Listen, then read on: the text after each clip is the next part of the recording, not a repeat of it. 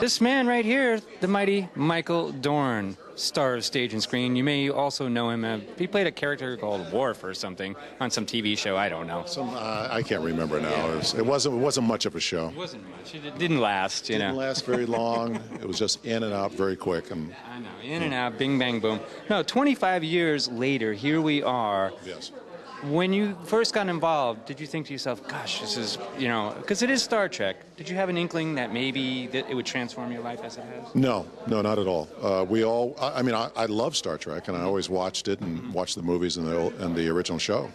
But to say that we thought it was going to, you know, transform our lives or even last as long as it did, no. I think all of us were of the mind, it's going to go a couple of years, we'll make some money, and then go on with our lives. Right. Yeah, totally. But now here you are, you're like part of this iconic franchise started by a genius, Gene Roddenberry. Talk a little bit about Gene Roddenberry. Did you have an opportunity to meet with him and chat with him? Oh, God, yes. Gene hired us. Right. I mean, he was the guy in the room. Oh, no, he was the guy in the room. And for the first 2 years of the show, 2 or 3 years, first 2 years, he was really involved. I mean, you really had a sense that the producers that worked around him, they had answers, but if you really wanted the answer, or if you really had a concern, you went to Gene.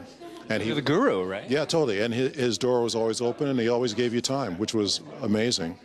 And he was always on the set. He would always come down to the set and hang out with us, you know, and it was quite an experience. I mean, I've always admired the guy. What I liked about Worf was kind of, you know, the fish out of water, the outside looking in a little bit, coming from a completely different culture, different background, and he was kind of, in a way, counterpoint to the human experience, kind of, in a way, almost highlighting it and embellishing it. Right? Sure. When I was hired, it was an afterthought.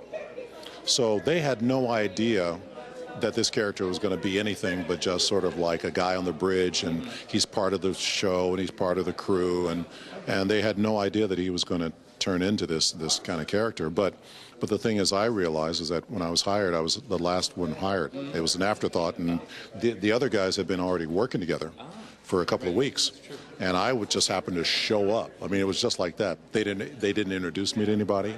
They didn't say, oh, hey, this is going to be Michael Dorn. He's going to be nothing. And so, just thrown right in.